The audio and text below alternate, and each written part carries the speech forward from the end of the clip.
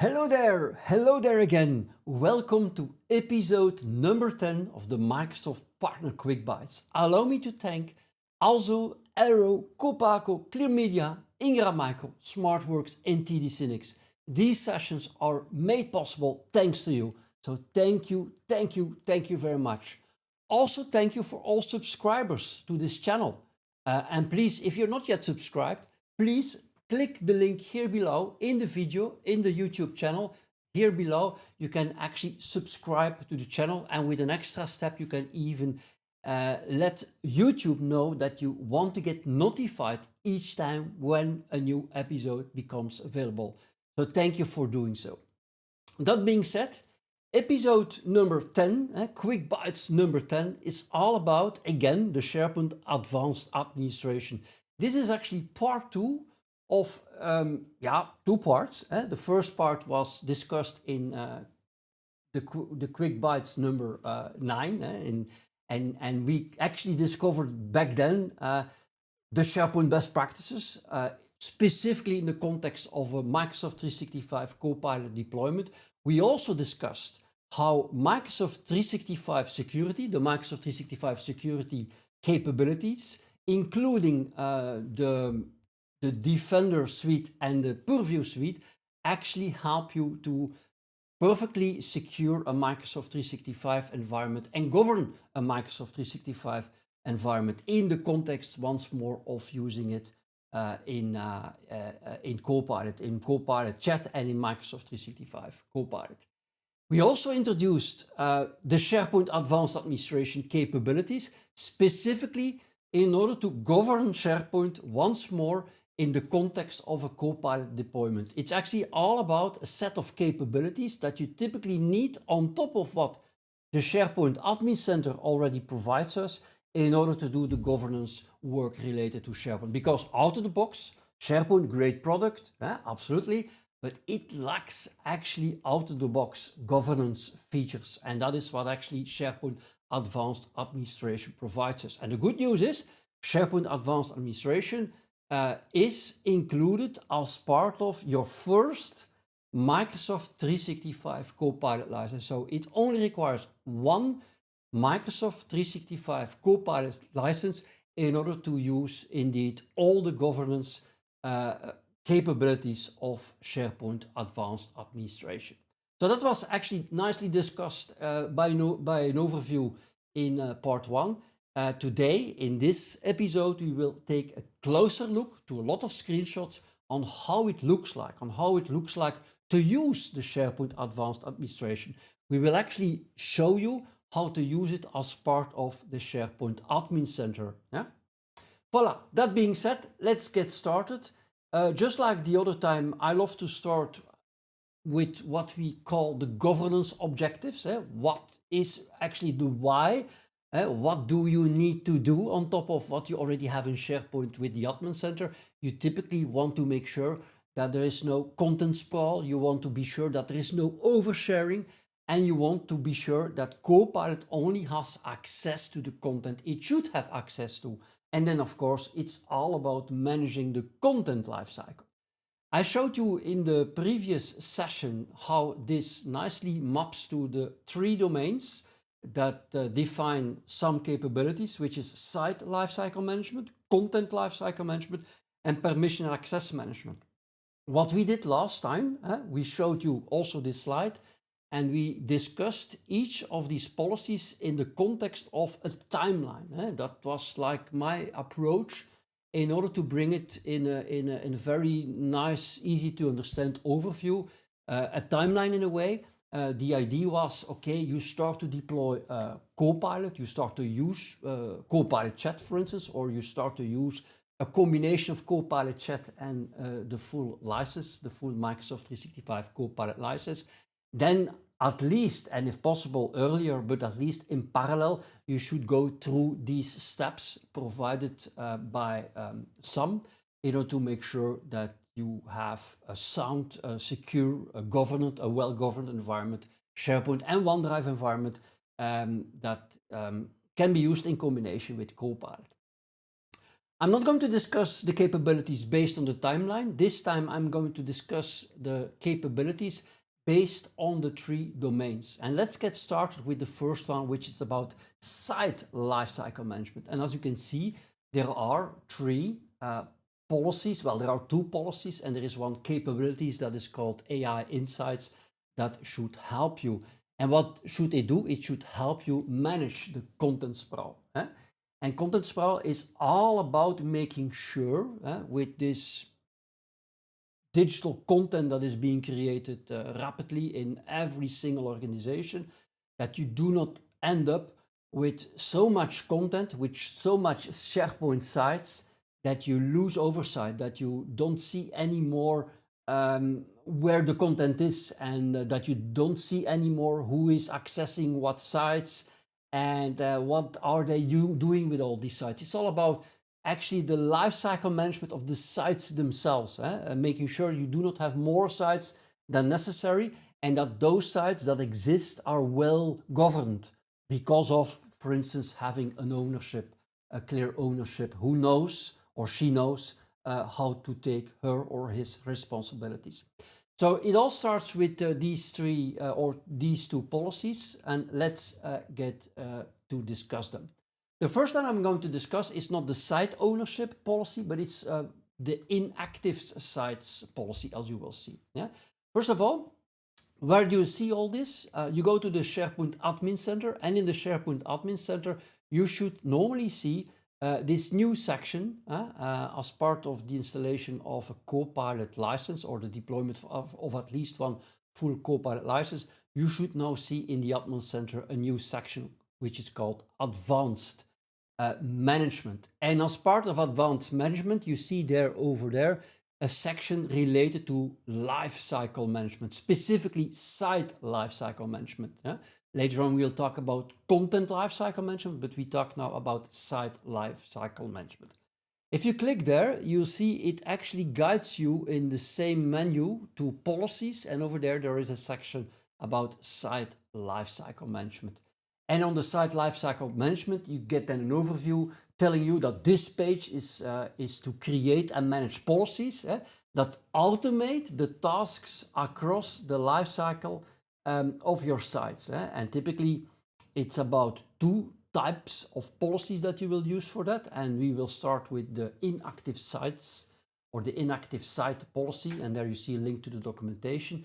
It's all about, first of all, identifying the sites which are inactive and actually are part of your attack surface in a way, are part of what Copilot could use, especially the full Copilot could use to answer questions from internal users, even if the information on the inactive sites is not relevant anymore. It's very possible, because of the existence of this inactive site, that Copilot might pick up information from there and use it. Or also, not just because the data is not relevant anymore, it might still be very relevant information.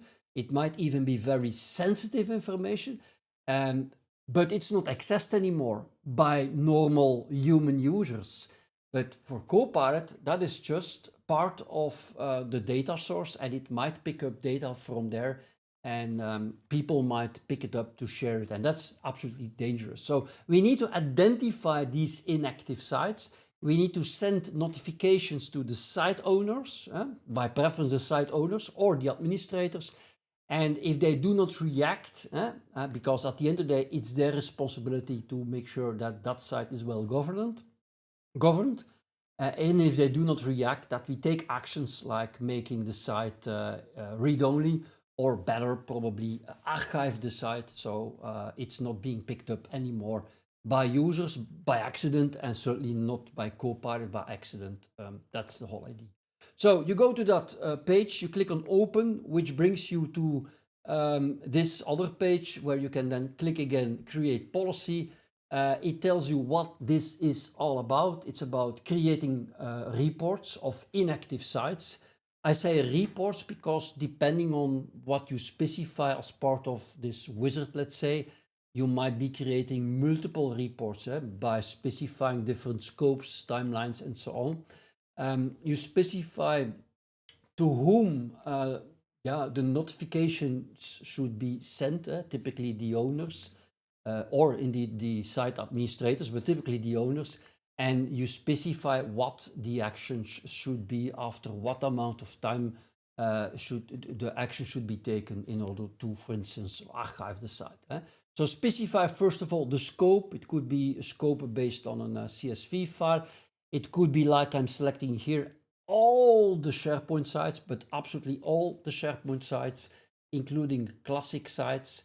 You even specify whether you want to include sites for which there are retention policies and even retention holds active. And you can, of course, exclude sites from the policy. Then you actually specify how long after the last activity the site should be seen as inactive, typically 3 months. And you specify to whom you will want to send an email about this inactivity. And then, of course, you specify what action should be taken if the owner or the admin, but typically the owner is not reacting, and you would typically specify that you will want to the site to be archived. That is certainly one of the options, and at least also made read only. That is certainly something that you will want to do. Take no action, certainly also a good idea, especially to get started with this capability. That's actually one of the settings you have here. You could specify the name, the description, but you could specify actually that you want to go into simulation mode, meaning that even if the site owners do not react, that at the end of the day, nothing actually happens, but at least you're testing a report. So that's quite easy to understand. And the same thing goes for if we check, here you see, if you then do it, I did do that in my tenant, you get to see an overview, and you also get to see this button here, Get AI Insights. And Get AI Insights, it's not really that useful in my context because my environment, my SharePoint sites, I don't have too many of them.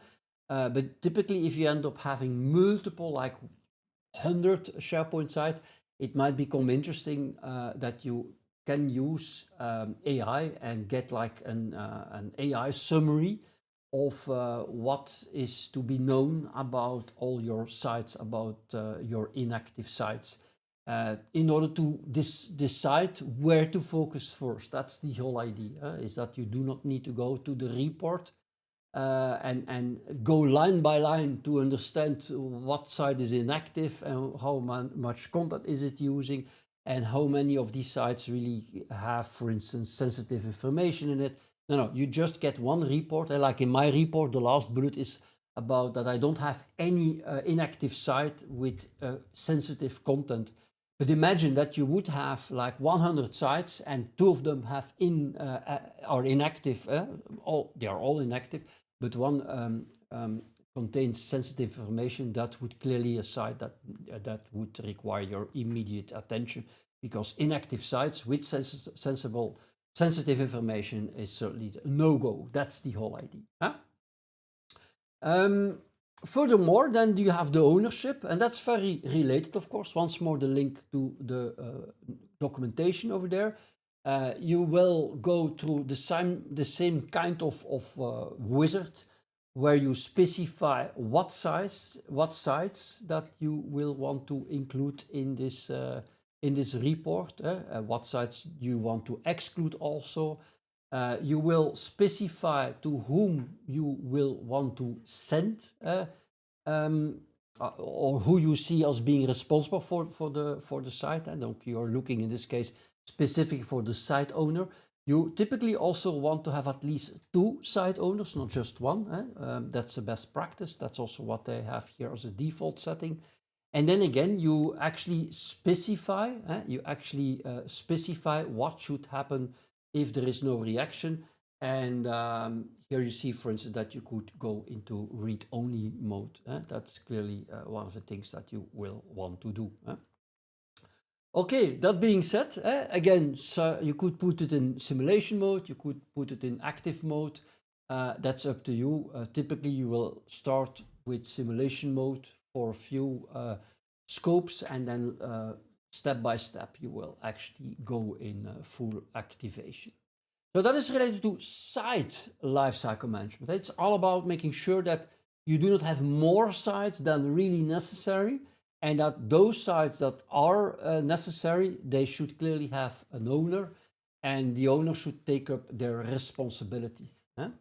Now, then there is the topic about content lifecycle management. And it's not so much about the content, it's much more about the settings within the sites, because the settings within the sites and the lifecycle of the settings within the sites at the end of the day will define how the content lifecycle will be. And that's why they call it content lifecycle management.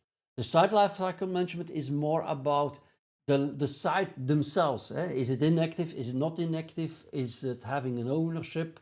And so on. This is really about the settings. You could call it the settings, the SharePoint site settings lifecycle management. And there again, you have, two policies, or two, not policies, but things that you will be using, actually reports that you will be using to decide what needs to be done. Let's start by, again, going to the SharePoint Admin Center. In the SharePoint Admin Center, you will see over there the advanced management. And within advanced management, you see two things, nicely mapping to the two things that we'll be discussing. The first one is about the change history, and the second one is about your recent actions, as I will be discussing them. Let's start with the recent actions. It helps you to navigate under reports to, let's start, with the change history. You navigate to change history under reports.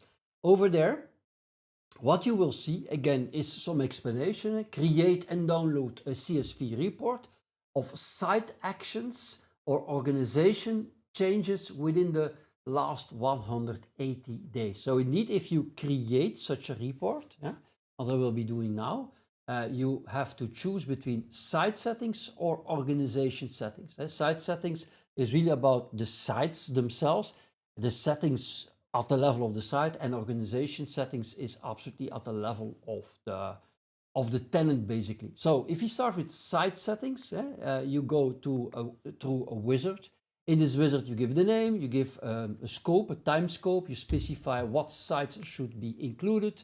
And you can be very specific about the sites. In this case, I did specify all sites, and you specify what changes you will want to collect. In this case, all global administrator, SharePoint administrator, and site administrator conducted changes actually are being selected here. Also there you could scope it so that you end up to have multiple reports. Especially if you have a large environment, you might use that also as a way to nicely segment your reports. That being said, then you create a report. It takes a while to get created, and the same thing is there for instance, organizational changes. Also, that is important, of course. You go also through wizard. A scope that you set, you specify that you want to create a report, et voila, it's created. And at some point in time, in my case, I don't have many changes that I have done the last 180 days related to organizational settings, but I did a lot of changes apparently for my sites. And then you can click on it, and you can actually, again, get to see the AI insights. You could, of course, download the report, a CSV file, and go through it line by line. But again, using the AI insights will give you a very easy to understand, actionable overview of the things you absolutely need to know. That is the whole point. That's what governance is all about. Is that you stay on top, and that you know what to do, where to focus your effort, where the biggest danger is. And that's actually what this set of reports can help you with, especially because you automate it. That's the whole idea. The other thing is what we call recent actions. What they typically mean here is your recent actions, and actually that maps to under sites. You go to active sites, you select any of these sites, like for instance, well, I do not even have to select a site. You click on your recent actions at the level of all the sites. And when you do so, you get to see actually, again, a report that you actually can download. There's not much to show here, but that you can download that shows you all the changes you personally did at the changes. The site changes or the site actions that you site action is actually a change in a setting actually, and it gives you an overview of your changes. Again, maybe you don't need that if you have a small environment, but actually it's very possible that you have a lot of sites and that you typically change quite a lot frequently, and you might lose overview of what you personally might have done. And this is actually something that is useful for any of the site owners and site administrators, is that they also can take up their responsibility by using these kind of reports. Voila. That being said, so that is what we already discussed. Let's go back to the overview, and now let's go to the permission and access management. And let's start by discussing how we can prevent oversharing, or how we can use these 4 capabilities to prevent oversharing. The first one, as I said in part 1, is probably the most important one, is all related to the data access governance reports, which are again under reports, data access governance. If you go there, what you will see is there are 2 sections. There are the report section and there is the all review requests, which we will discuss later. If you click on the report section, what you see, there are 2 types of reports. There are the snapshot reports and the activity reports. Snapshot reports is all about getting a good overview of all site permissions in your environment, and especially, as you will see, also related to sites that might contain files or sites, even full sites that are tagged with specific sensitivity labels, because especially these sites are the sites that should have your immediate action. So that is a snapshot report. And activity report is very related to what we just discussed, but this is much more related to, what changes, what actions took place in the sites specific to, for instance, the sharing links.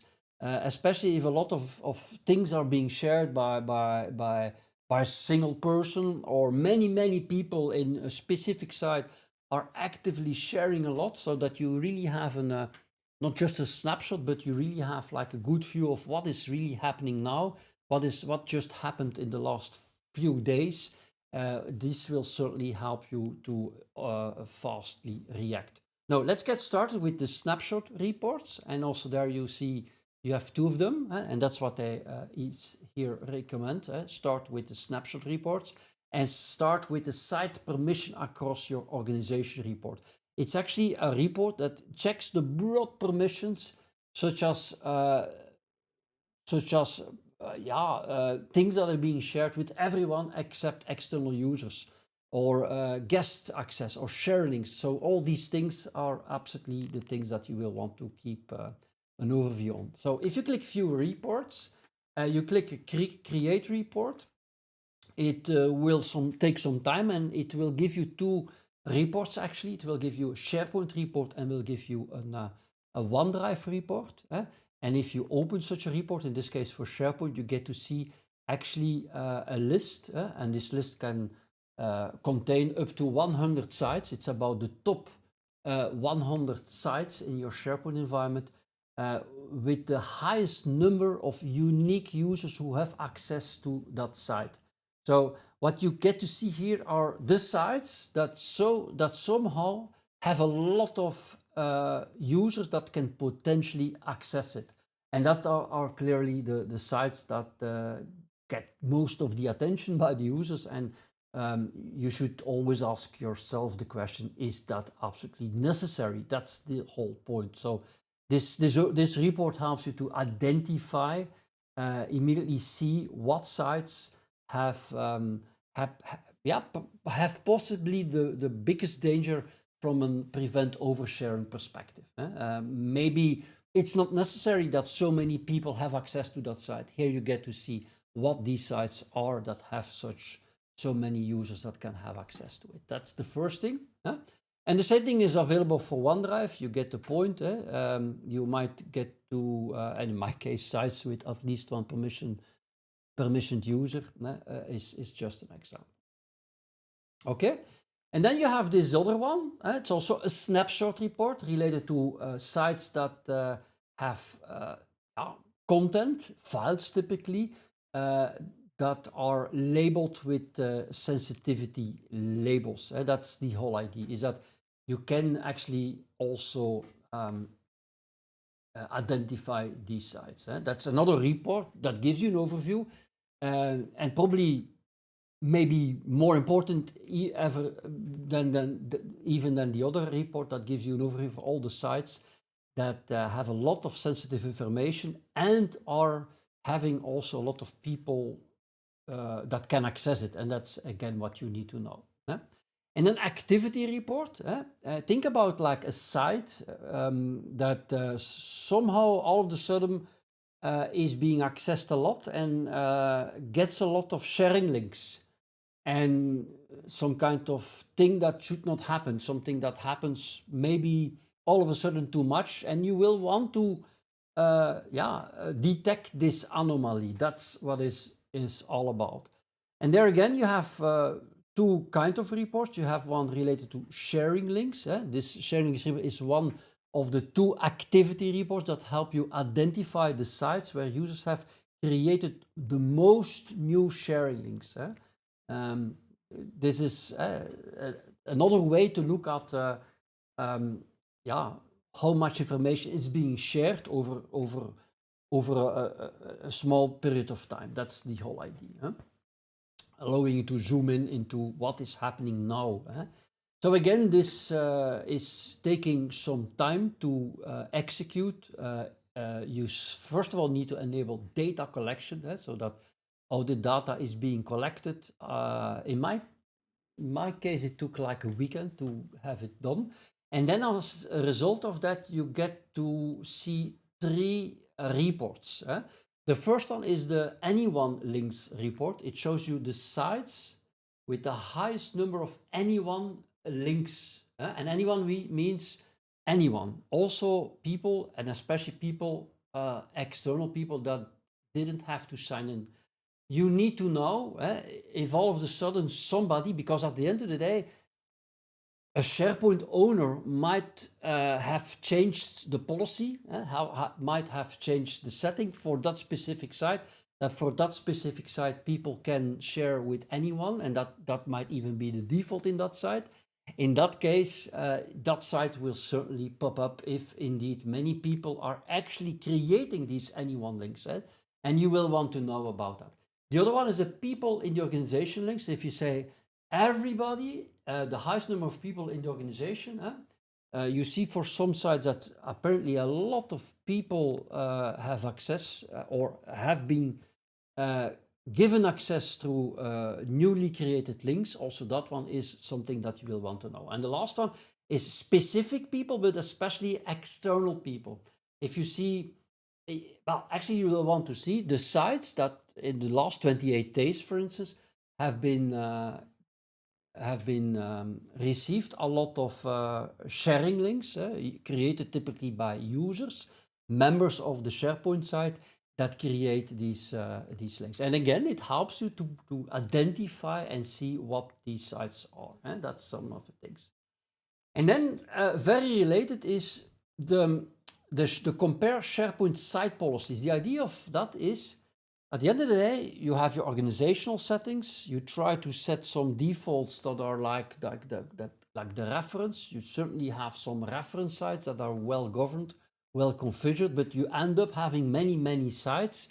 And at some point in time, you will want to compare the settings, the collection of settings of all your sites to a reference set of settings, in order to see whether there are sites that broke, for instance, some inheritance related to settings, and break inheritance, and might introduce some danger. So you typically start by selecting a reference sites of multiple reference sites, and then you specify a set of sites that somehow should have the same kind of settings, and you get to see a report of where the differences are, and you get to see which sites absolutely deviate from the default or from the standard that you might have set in the reference site. Again, helping you to discover where attention is needed, or to which owner you might want to talk in order to so that the owner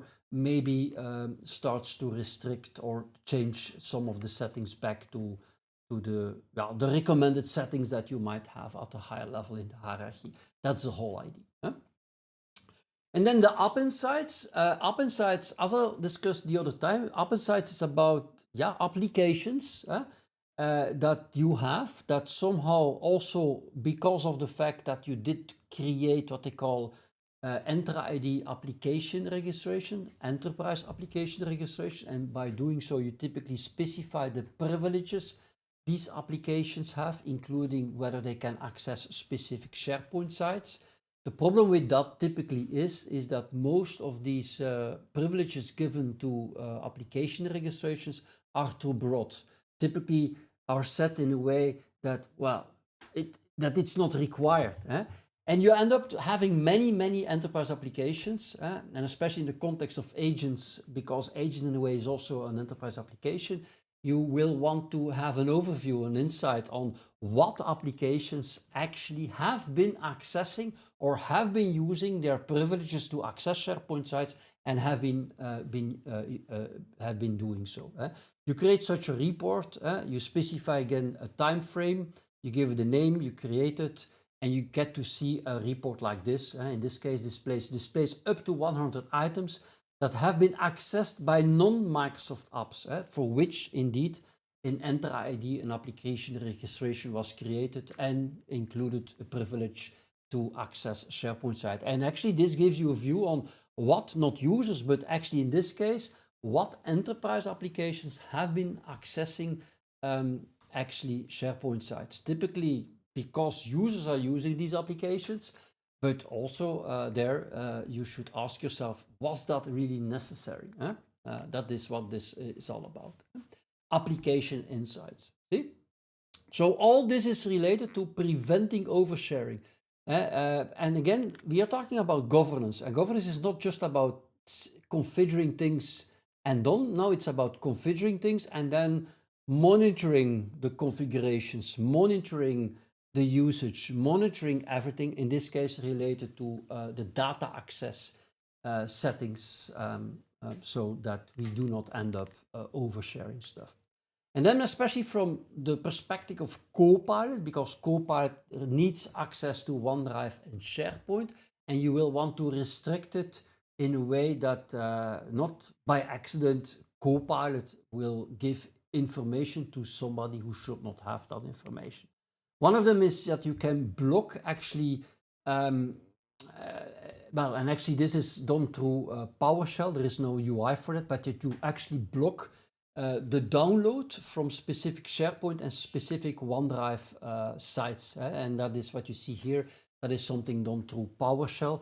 And of course you can completely block it, but you can of course exempt certain site, or you exempt the site owners. You can exempt certain people that are member of certain groups or certain SharePoint groups, or you can actually mark a site as read-only in addition to preventing downloads. So it's another capability, another tool in a way that you can use to absolutely make sure that Copilot in this case is not accessing these sites, especially if you're not fully ready yet for some of the sites. That's typically how you should look at it. It might be something that you do forever for some of the sites, or it is something that you do temporarily because you want to be sure that the review happens first. So that is the first one. The second one is access reviews. We already discussed access reviews a little bit. That's typically what at the end of the day the owner is supposed to do. And how does that work? Typically here, if you go back to the data access governance page, this time we don't go to reports, but we go to all review requests. And typically it will tell you that you need to, first of all, create an everyone except external users report, or one or more reports. If you have done so, if you have been creating such a report, and what is it? Actually, it's a view, it's a list of sites where everyone except external users was added as a site member, or where the site with specific content like files and folders and lists is shared with everyone except external users. These things are absolutely red flags. And what you typically then have is like such a list of that kind of sites for which you will typically want to initiate a site access review. Later on, you will see on other places in the admin center, other places where you can start and initiate a site access review, but this is certainly a clear one where you will want to do that. Typically, then you specify what the message should be to the owners, and here, for instance, currently validate if these are shared beyond what is necessary. That's then the job of the. And remember, if they do not react, well, things can get inactive at some point, or get in read-only mode, access reviews. Then we have the read access to OneDrive. And there you see two of them. First of all, you can actually, and once more, I always include this one here, so you see where it's in the menu. It's again here under Policies, Access Control. And under Access Control, you then click on OneDrive Access Restriction.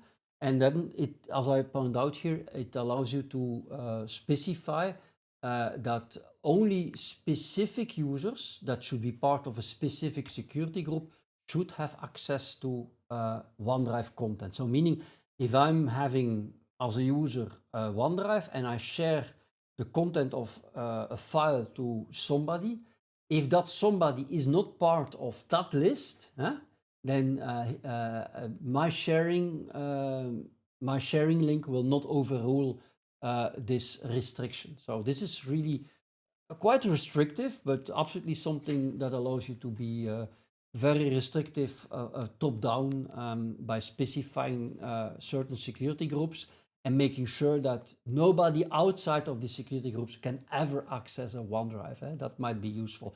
Any OneDrive, that is a point that I should make here. And actually the other point is, if you want this kind of functionality for specific OneDrives, that's also possible, but that requires, first of all, that you use some PowerShell script. Once you have been activating that capabilities through OneDrive, you will be able to do that through the site level access restriction link you see here, which is typically only meant for SharePoint sites. But once you have used that that PowerShell script, you will be able to specify that also for a OneDrive. Good. And then you have the other one, that is the related one to SharePoint sites. A little bit the same thing, where you actually can specify for a SharePoint site. You go under Policies, Access Control again, and you go actually to the same place we just went, the site level access restriction. And it allows you to restrict access to specific security groups or Microsoft 365 groups, and grant site administrators the ability to control access to the site content. Let me explain that a little bit. So here, it's not enabled yet, but if you want to use that feature, you should click on Enable Site Access Restriction. Once you have done so, what you would typically see here at the level of the properties of, for instance, this site I have, my video site, there is the option to restrict site access. If I click on the edit, you will see in my case, because I didn't enable it, I will not be able to use that. And why would you want to use it? Because when I saw this for the first time, I was a little bit confused, because I said, why do I need that? I mean, I have this traditional way of adding and removing members to a SharePoint site, and by doing so, I have full control as a site owner or a site administrator to decide who has access. That is absolutely true, but the problem is, and that's a copy-paste from a discussion I had with Copilot, that compares the traditional way of controlling which members have access or have no access. The point is, if you manage or govern actually, or try to govern for all your SharePoint sites who has access and has no access, that it's quite difficult if a membership is or access is purely based on site membership settings.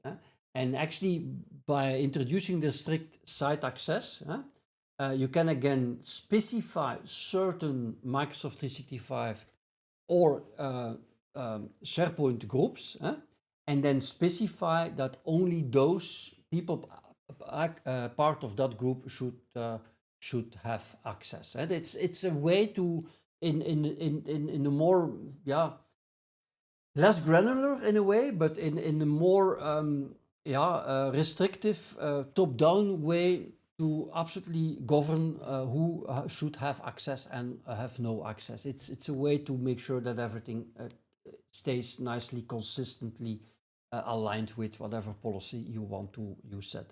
That is this restricted site access feature. Once more, it's a feature to be used by the site admins themselves. But before site admins can use it, you need to activate it. And once it's activated, you'll be able to do what I show you here. As a site admin, you can then actually specify a security group and actually with one security group absolutely overrule whatever was set through traditional site membership settings. So that's what I try to say here.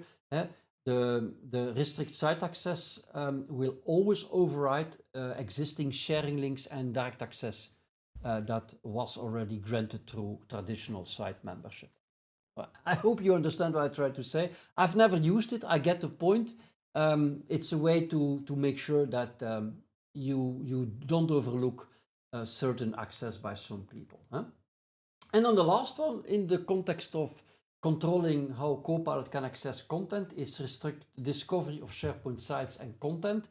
Again, you go to active sites, and there you have it. You can actually put it on and you can put it off.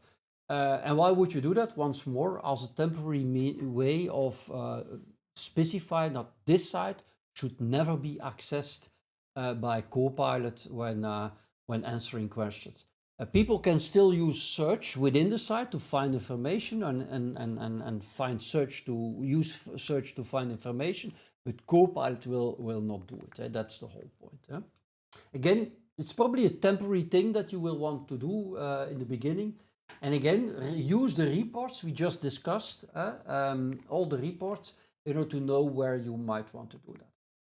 Okay, and there is one more, which is not really part of SAM. It's the conditional access policies for SharePoint and OneDrive. It's absolutely not something that requires SAM, but it's of course essential. And that's probably also why Microsoft puts it in the list here in advanced management. So there is an item specific about that, but you would think it's under access control. It is not. If you click it, you need to go, of course, to Enter ID, where you will actually set the all kind of conditional access policies. And again, SAM does not provide any extra way of defining and creating a conditional access policy. But it's absolutely very related to what you need to do at the end of the day. And remember, this is something that requires at least business premium, not standard, and not certainly basic or indeed E3 or business premium. And that's the point here. Okay. Then going back, we are almost there. So I wanted to put this on the slide too, even while it's not really part of SAM. So voila. It's not part of SAM, but you should show it. And then two last things related to content lifecycle management. Remember, content lifecycle, which is more about the settings lifecycle management of the sites.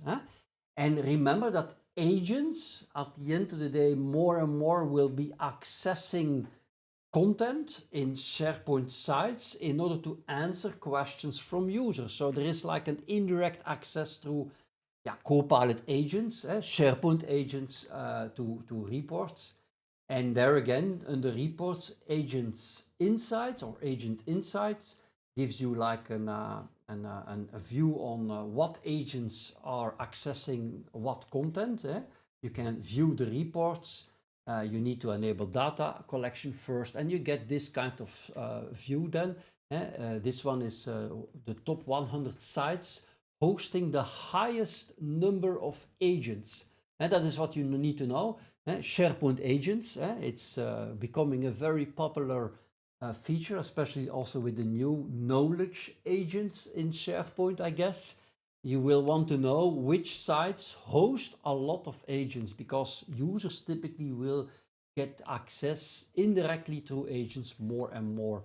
And once you have then actually identified these SharePoint sites with a lot of agents, you will want to, for instance, start initiating site access review. You could even restrict the site access completely for these SharePoint agents. But also here you see it, you can restrict content discovery just like before. You can actually immediately take action and restrict this site's content from appearing in Microsoft 365 Copilot and especially in agents. So it's a way for you to take action immediately if you want to. And then the very last one, restrict OneDrive and SharePoint site creation. It is part of SAM, but it's not being included as part of the Microsoft 365 Copilot capabilities. All the other SAM capabilities are for you to use, but if you really want to have a way to restrict the creation of OneDrive and SharePoint sites, that you want to see people going through a page where they need to specify their business requirements and so that there is clear ownership and clear understanding of what ownership means. Again, it's from a lifecycle perspective. In a way, to me, it's much more related to site lifecycle management than it's related to content lifecycle management, but somehow based on my interaction with Copilot, it did put it there, but that's not important. But this is certainly an interesting feature, especially for those customers that have a full SAM license in their environment. Once more, I'm not going to discuss this. Watch episode number 9.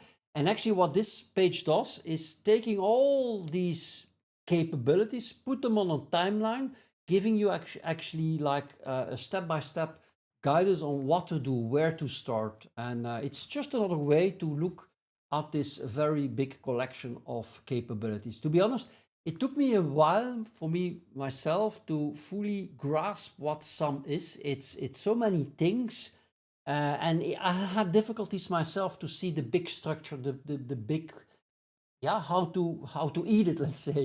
Let's say, and that's why that's why I created this site at some point in, or this page at some point in time.